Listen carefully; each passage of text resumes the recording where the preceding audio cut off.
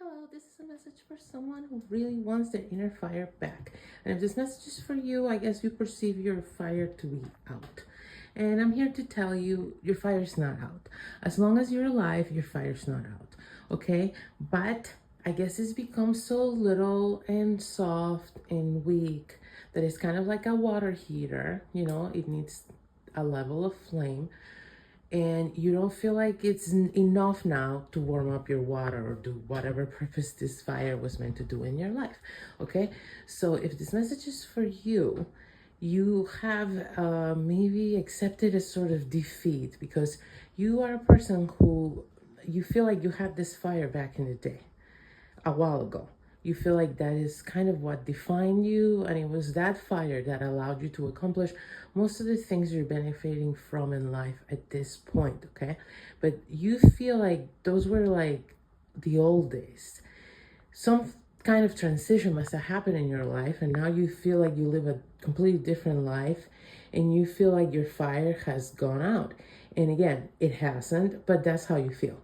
And the reason you feel that way is because you're not really focused on your inner fire or the things that light you up or the things that fuel this fire, okay? So the message I've been getting is you need to completely change focus, okay?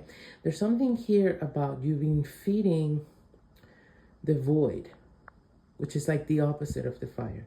That inner fire we all have, that our soul.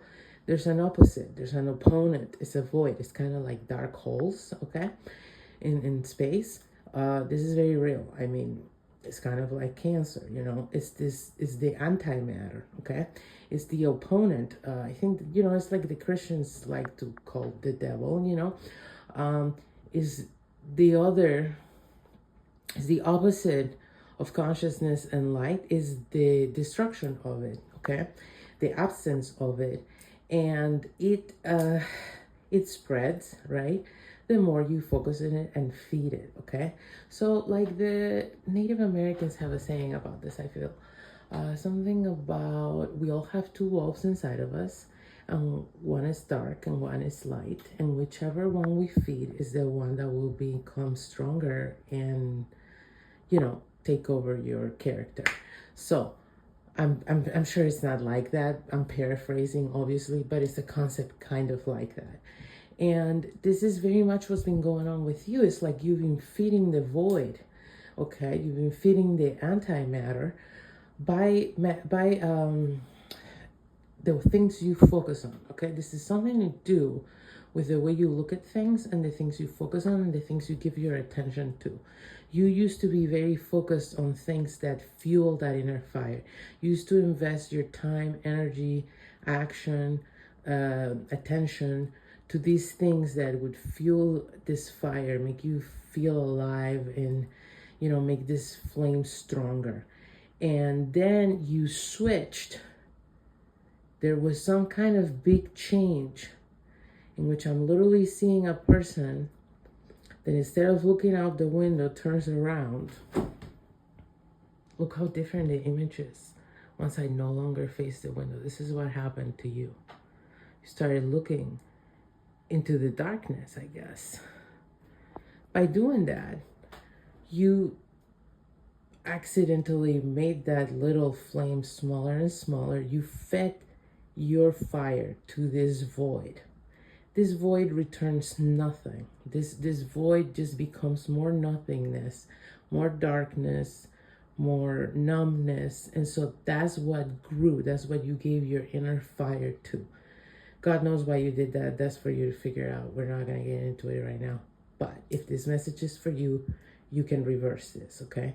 Because as long as you're alive, you have that little fire going. So you have to pay attention to it. You think it's gone. You have to reacquaint yourself with it, even if it's a tiny little flame, okay? I'm very intimately aware of this process because I spent a few years on my deathbed and I came back from what many doctors said I was not going to be able to come back from, okay? I was told I needed to adjust my expectations of my lifespan and go into palliative care, okay?